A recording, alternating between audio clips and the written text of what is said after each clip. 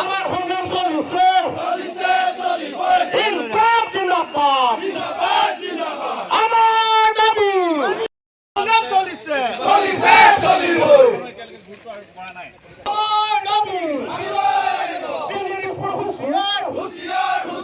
দিল্লির উপর হুঁশিয়ার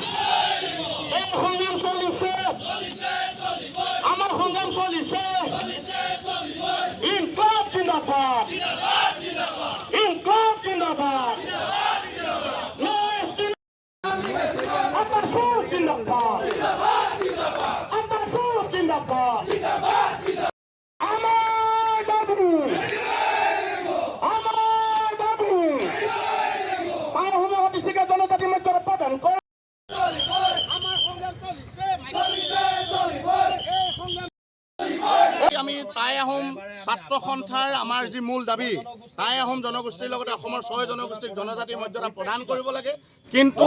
ভাৰত চৰকাৰ আৰু অসম চৰকাৰে আমাৰ দাবীক গুৰুত্ব প্ৰদান নকৰি আমাৰ দাবীক মান্যতা প্ৰদান নকৰি তেখেতলোকে মাত্ৰ আমাৰ লগত ৰাজনীতি কৰিছে গতিকে এই ৰাজনীতি বন্ধ কৰিব লাগিব আৰু ডেডলাইন অহা 2026 বৰ্ষৰ ভিতৰত আমাক যদি জনজাতিকৰণ প্ৰদান নকৰে তেনেহ'লে এই পৰিৱেশ অতি ভয়ংকৰ হ'ব আমি ধাৰাবাহিকভাৱে আন্দোলন কৰিছোঁ অসমৰ মাননীয় মুখ্যমন্ত্ৰী ডাঙৰীয়াই এটা কথা কৈছে যে অসমৰ 6 জনগোষ্ঠীক জনজাতি মৰ্যাদা প্ৰদান কৰিলে ৰক্তাক্ত পৰিৱেশ সৃষ্টি হ'ব এয়া কিন্তু তেখেতে হ'ল আমাৰ ৰজা আমি তেখেতক ৰজা পাতিছোঁ এজন ৰজাই যদি পৰিৱেশ ৰাজ্যখনৰ সৃষ্টি হ'ব পৰা পৰিৱেশক শান্ত কৰি পিনে যদি আমাৰ 6 জনগোষ্ঠীৰ দাবীক গুৰুত্ব প্ৰদান কৰিব নিবিচাৰে তেনেহ'লে কিন্তু ই আটাইতকৈ ভয়ংকৰ কথা আমি মাত্ৰ কেইখনমান চাৰ্টিফিকেট আৰু কেইটামান চাকৰিৰ কাৰণে কিন্তু আমি জনজাতি মৰ্যাদা বিচৰা নাই আমি বিচাৰিছোঁ সামগ্ৰিকভাৱে অসমৰ ভৌগোলিক চাৰিসীমাৰ ৰক্ষা কৰাৰ স্বাৰ্থত ৰাজনৈতিকভাৱে অসমৰ খিলঞ্জীয়া লোকসকলৰ ভূমিপত্ৰ লোকসকলৰ সুৰক্ষাৰ স্বাৰ্থত আমি 6 জনগোষ্ঠীৰ জনজাতি মৰ্যাদা প্ৰদান কৰিছোঁ গতিকে আমি আজি এই জোৰ সমদলৰ জৰিয়তে অসমৰ মাননীয় মুখ্যমন্ত্ৰী ডাঙৰীয়াৰ লগতে